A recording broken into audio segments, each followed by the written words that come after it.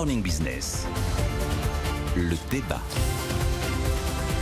Et on revient sur le plan de déconfinement en 4 étapes présentées par Emmanuel Macron. Stéphane, ça n'a pas été annoncé de cette façon. On a tout de même l'impression que l'économie, cette fois, l'a emporté sur le sanitaire. Est-ce que c'est vrai ? Oui, pas besoin d'être médecin ou scientifique pour se poser la question. Emmanuel Macron nous présente un plan de déconfinement alors que certains indicateurs sanitaires sont beaucoup plus dégradés que lors du premier confinement. Ce qui a déjà d'ailleurs provoqué une réaction et une mise en garde d'une partie de la communauté scientifique. Trop tôt, trop vite, décision hasardeuse, disent déjà certains médecins. Alors Emmanuel Macron explique dans la presse régionale que la vie de la nation ne se réduit pas à l'évolution des courbes. C'est quand même plus ou moins l'inverse de ce qu'il nous disait il y a encore un an, au début de la pandémie. Donc il y a forcément un changement d'approche. Le président explique qu'il faut tenir compte d'autres facteurs, notamment de la santé psychologique et mentale des Français. Donc là, on reste dans le médical. On imagine quand même, sans trop de difficultés, qu'il y a eu des facteurs économiques qui ont pesé sur cette décision.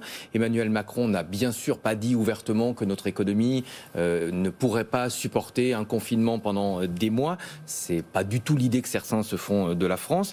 Mais d'autres pays de l'Europe l'ont dit clairement. L'Espagne a annoncé clairement au début d'année qu'elle n'avait pas les moyens de reconfiner. Donc il faudrait faire avec les moyens du bord pour des raisons vraiment économiques. Emmanuel Macron donc a choisi de déconfiner 4 étapes à partir du 3 mai, une étape tous les 15 jours. Avec à chaque fois un petit peu d'assouplissement. En termes d'impact, il y a un économiste qui a déjà fait les calculs, c'est Christian Gaulier. Il estime que ce déconfinement que certains jugent prématuré permettra 28 milliards d'euros d'activité économique supplémentaire, donc c'est un peu plus de 1 point de PIB, mais qu'il entraînera également 3400 morts supplémentaires. Et c'est toujours évidemment un peu tabou lorsqu'on met sur la même ligne un nombre de vies et un montant en euros. Vous savez, Jean-Marc, vous connaissez cette phrase, une vie ne vaut rien, mais rien ne vaut une vie.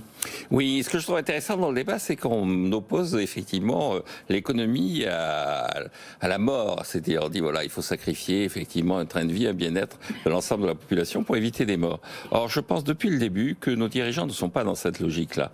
Je pense qu'il y a, et c'est pour ça que Emmanuel Macron est en train de corriger progressivement sa stratégie, parce que il y a une information, il y a une éducation qui se fait, il y a une expérience qui naît de 1 an de réponse à la pandémie.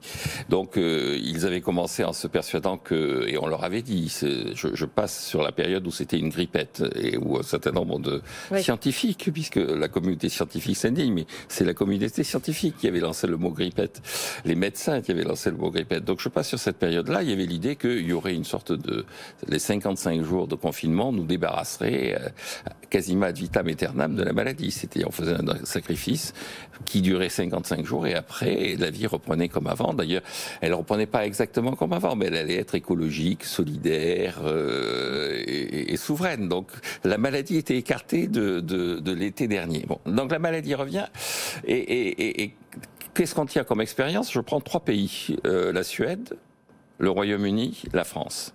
À peu près le même nombre de morts par nombre d'habitants. Hein. C'est environ 140 morts pour 100 000 habitants. En Suède, la stratégie, ça a été pas de confinement. On essaie de préserver au plus l'économie. Et les gens qui prennent les décisions assureront la responsabilité à la fois devant la justice et devant le corps politique et devant la population. Au Royaume-Uni, au début, il y a un certain nombre de décisions qui sont prises de façon assez désordonnée. Et puis, choix de la vaccination. Et donc là, la vaccination, l'économie est en train de repartir. On est même légèrement en dessous en nombre de morts par habitant avec une économie qui est en train de repartir. En France, il y a une hésitation permanente. Et cette hésitation permanente, encore une fois, je considère qu'elle traduit ce que j'appelle un triangle d'incompatibilité nouveau.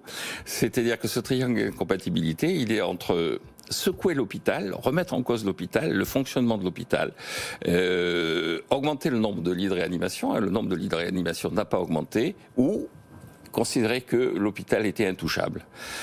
Défier les magistrats en disant écoutez, vous n'avez pas à juger notre action, ou considérer que les magistrats ayant le pouvoir qu'ils ont maintenant dans la société, on est obligé de se soumettre au risque pénal, et puis sacrifier l'économie ou essayer de faire en sorte que le bien-être global de la population, on ne peut pas avoir à la fois l'hôpital tranquille, le magistrat content et la population dans son bien-être. Et donc on a sacrifié l'économie, et je crois que le sacrifice actuel du président de la République, c'est de dire c'est insupportable, et donc il faut mieux secouer les magistrats et secouer les médecins, et je trouve qu'il a raison. Merci beaucoup messieurs, voilà pour le débat ce matin. Jean-Marc Daniel, Stéphane Pedrazzi.